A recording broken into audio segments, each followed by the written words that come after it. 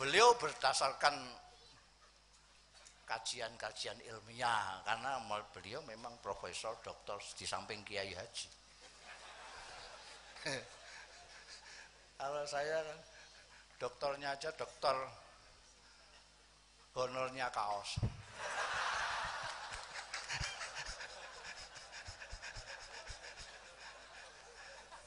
Saya melihat, jadi orang itu tidak usah pakai sertifikasi ya Pak Nuh, tidak usah Pak.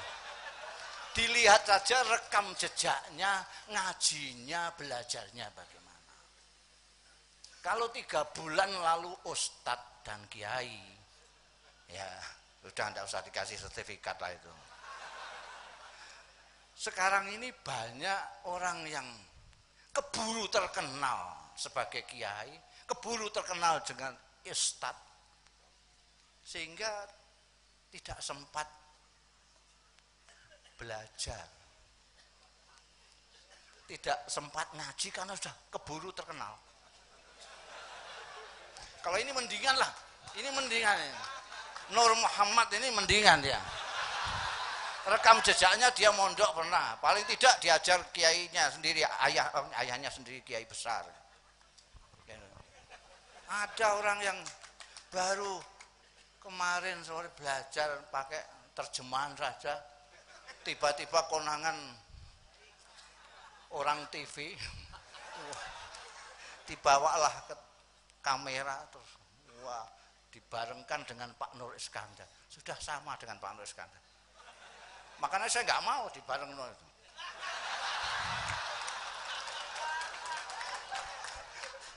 Saya yang jatuh ini, saya ngajinya kemana-mana.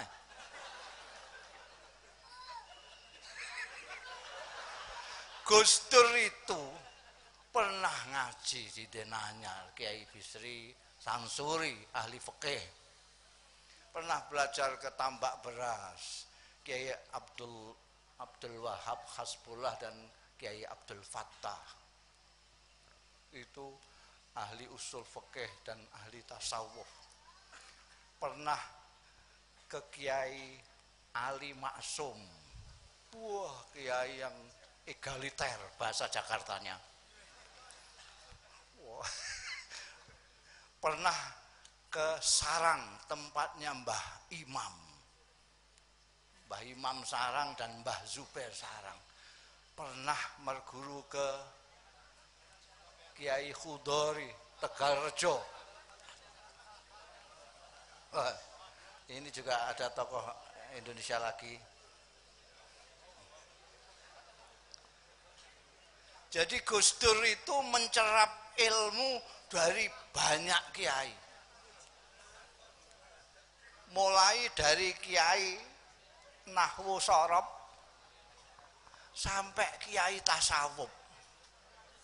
Jadi kalau Anda itu ngajine mau nahwu sorob, orang mudeng karo Gus Dur. Ngajinya pekeh tok, orang mudeng sama Gus Dur. Jadi karena Gus Dur itu ngaji mulai nahwu sorob, fikih, usul fikih, falsafat sampai tasawuf. Sampai puncak. Makanya tadi dikatakan oleh Pak Kures, banyak yang tidak paham sama Gus Dur. Sekarang ini ada orang, Pak Nuh, ngaji baru babul ghadab sudah berhenti. Ngaji baru bab ghadab berhenti karena sudah terlanjur populer sebagai kiai dan ustadz. Akhirnya di mana-mana ya marah terus. Dia nggak tahu setelah babul ghadab itu ada bab tawaduk segala macam, bahasa nggak tahu dia itu.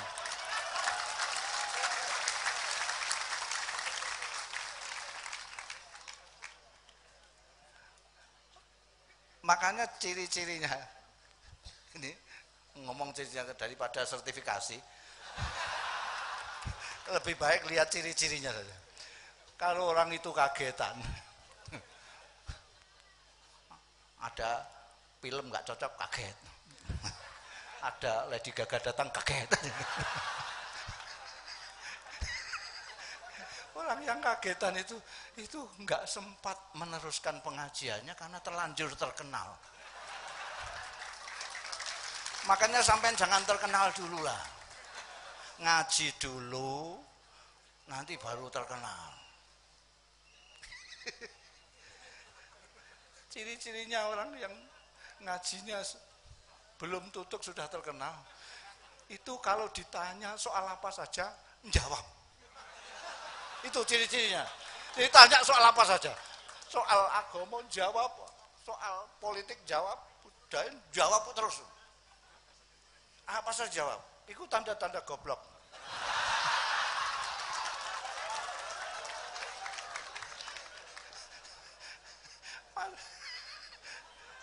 Kalau Gus Dur tidak kagetan sama sekali, nggak kagetan. Ada apa-apa nggak kaget.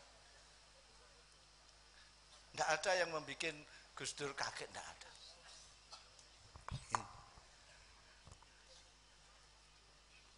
Kalau sampai ingin Gus Dur dari berbagai persepsi, dari segala macam sudut pandang itu sudah banyak ditulis orang.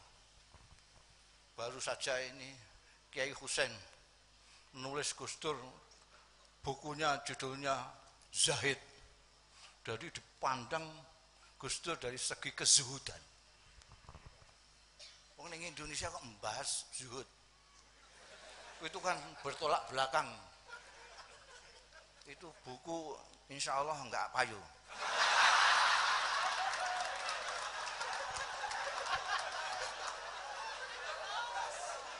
Di Indonesia kok bahas zuhud?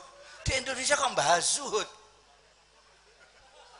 Indonesia ini sedang senang-senangnya dunia. Sudah punya dunia banyak itu loh, masih ngerampok duit rakyat.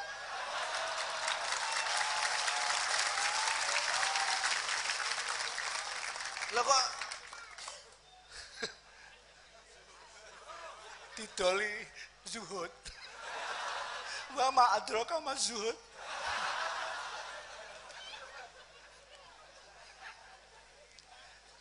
Jadi saya di sini tidak akan menggarisbawahi apa yang ditulis Kiai Husain itu. Soalnya sampean nanti yang nggak kuat. Carilah yang sampean kuat saja dari Gus Dur itu. Jadi ada tulisan tentang Gus Dur sebagai negarawan, ada Gus Dur sebagai manusia, Gus Dur sebagai orang tokoh pluralisme, karena toh Gus Dur tentang macam-macam lah itu. Itu sampean cari aja yang kira-kira sampean bisa niru mana. Jangan yang zuhud ini.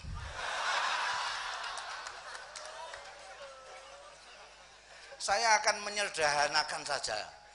Rodok ngedono sithik gitu loh. Jangan zuhud keduren. Wong Gus Dur itu gimana sampean bayangkan ini. Mulai jadi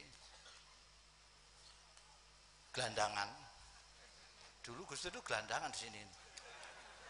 Saya tahu karena saya juga gelandangan. Kalau saya ke Jakarta mesti ke tempat beliau. Itu masih ngontrak ini. Wah, enggak karu-karuan. Asal ke sini pindah lagi, asal ke sini pindah lagi. Wah, kok kayak kucing dong.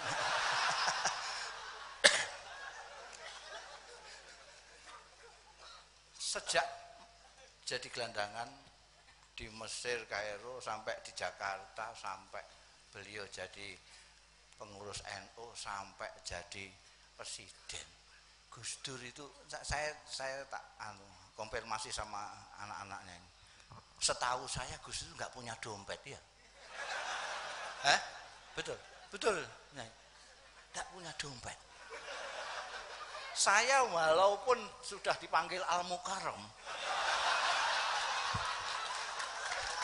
saya masih punya dompet dua. Satu untuk rupiah, satu untuk dolar.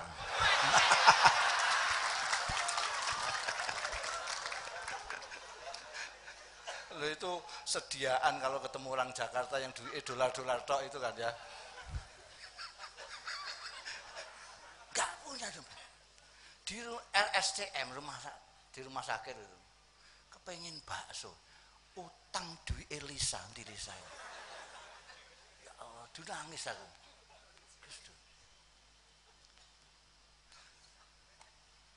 Gus Dur itu tidak hanya memberi orang, ngutangi. Kata Habib Syekh itu, ngutangi lebih banyak pahalanya daripada memberi. Kenapa? Karena orang yang memberi, yang diberi belum tentu butuh, membutuhkan. Tapi kalau yang sampai ke waktu utang, itu sudah butuh sekali.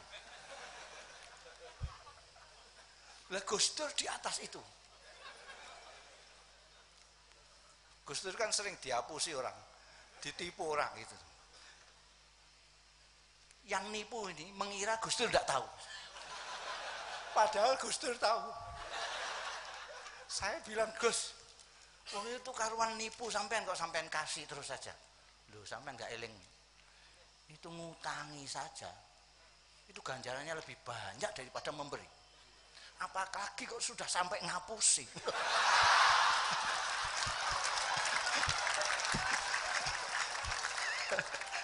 Jadi orang yang sudah ngapusi itu sudah banget butuhnya.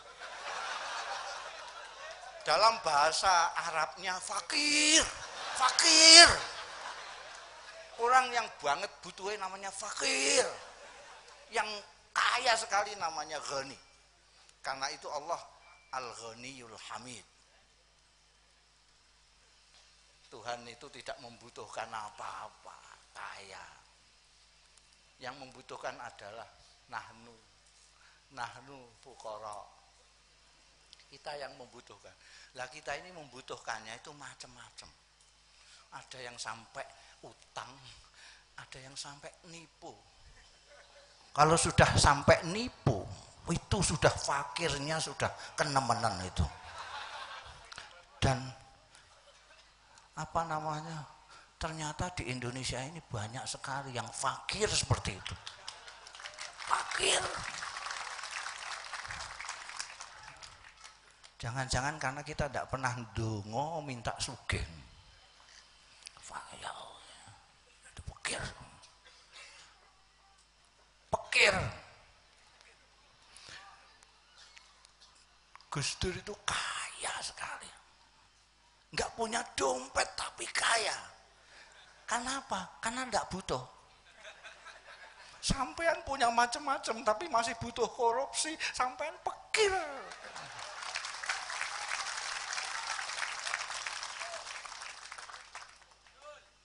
Gus Dur enggak butuh apa? Butuh yaitu kalau kepengen bakso, utang anaknya, udah cukup sudah. Padahal saya tahu sendiri tuh. Kadang-kadang ada orang datang tuh